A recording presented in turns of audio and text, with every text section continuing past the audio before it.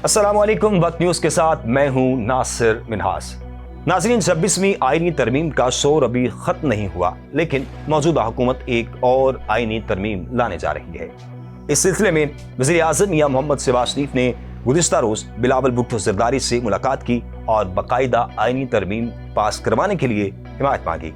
Chairman Pakistan Peoples Party Bilawal Bhutto Zardari ने तरमीम के अहम नकात ट्वीट के जरिए अवाम के सामने रख दिए। अगर मुजव्विज़ा 27वीं आईनी तरमीम इसी शक्ल में मंजूर हुई तो विफाक के इख्तियारात गैर मुतवाज़न तौर पर बढ़ जाएंगे, सूबाई खुद मुख्तारी और इदारा जाती तवाज़ुन कमज़ोर पड़ सकता है और जमहूरी निज़ाम में एतमाद का बहरान पैदा होने का खदशा भी है। सूबों के कौन कौन से इख्तियार वापस जाने से क्या क्या असरात हो सकते हैं और मुल्क में ताकत का तवाज़ुन तब्दील हो जाने से मुल्क की हालात खतरनाक हद तक तब्दील हो सकते हैं। मुमकिन खतरात की तफसील क्या हो सकती है, आइए हम आपको बताते हैं।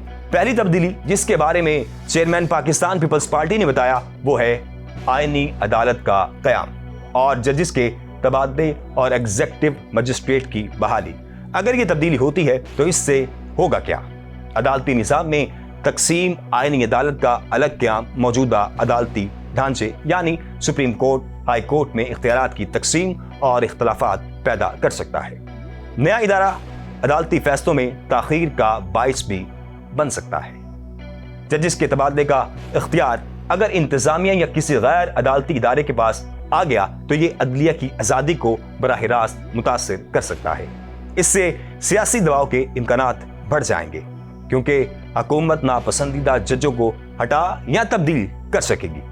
एग्जेक्टिव मजिस्ट्रेट की बहाली से ताकत का गलत इस्तेमाल, एग्जेक्टिव मजिस्ट्रेट यानी इंतजामी अफसरान को अगर दोबारा अदालती इख्तियारात दिए गए तो इख्तियारात का तवाज़ुन बिगड़ सकता है। माजी में ऐसे मजिस्ट्रेट के जरिए सियासी इंतकाम, नाजायज गिरफ्तारियों और इख्तियारात के गलत इस्तेमाल के कई केसेस देखे गए। अदालती निज़ाम में ऐसे बड़े ढांचा जाती तजुर्बात से अवाम का एतमाद अदलिया पर कम हो सकता है। लोग महसूस कर सकते हैं कि इंसाफ अब आज़ादाना तौर पर नहीं बल्कि सियासी मफाद के ताबे हो गया है। दूसरी तब्दीली जिसके बारे में चेयरमैन पाकिस्तान पीपल्स पार्टी ने बताया वो ये है। वो क्या है? एनएफसी में सूबाई हिस्से के तहफ़्फ़ुज़ का खात्मा।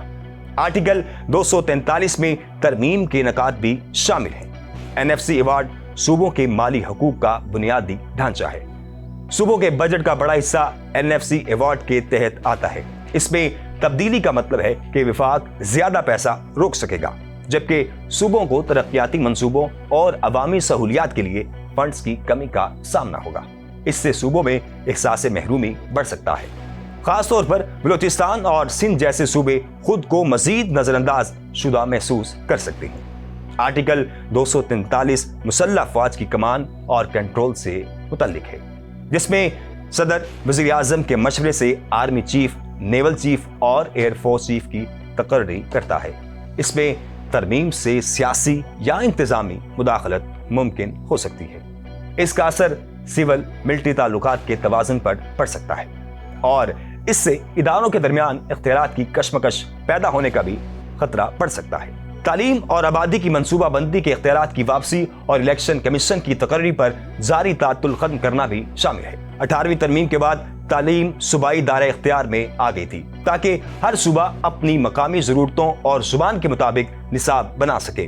अब अगर दोबारा विफाक के कंट्रोल में आती है तो निसाब में यकसानियत लाने के नाम पर मकामी सकाफत और जुबानों को नजरअंदाज किया जा सकता है। इलेक्शन कमीशन के चेयरमैन और मेंबरान की तकर्री का तरीका तब्दील किया गया तो ये जमहूरी तवाज़ुन को मुतासिर कर सकता है। अगर हुकूमत को ज्यादा इख्तियार मिला तो इलेक्शन कमीशन के खुद मुख्तारी पर सवालिया निशान होगा। सियासी जमातों के दरमियान एतमाद का बहरान और मुस्तकबिल के इंतखाबात की शफाफियत पर सवालात उठ सकते हैं। इस आईनी तरमीम से विफाकी इख्तियारात में गैर मामूली इजाफा हो जाएगा क्योंकि ये तरामीम विफाक को इंतजामी और माली दोनों सतह पर बढ़तरी दे रही है। नतीजतन सूबे खुद को नजरअंदाज और गैर मौसर महसूस करेंगे। मरकजियत पसंदी का तासुर मजबूत होगा जो जमहूरी निज़ाम के खिलाफ समझा जाता है। मजीद वायरल, वेरीफाइड, ट्रेंडिंग वीडियोस देखने के लिए देखते रहिए वक्त न्यूज़।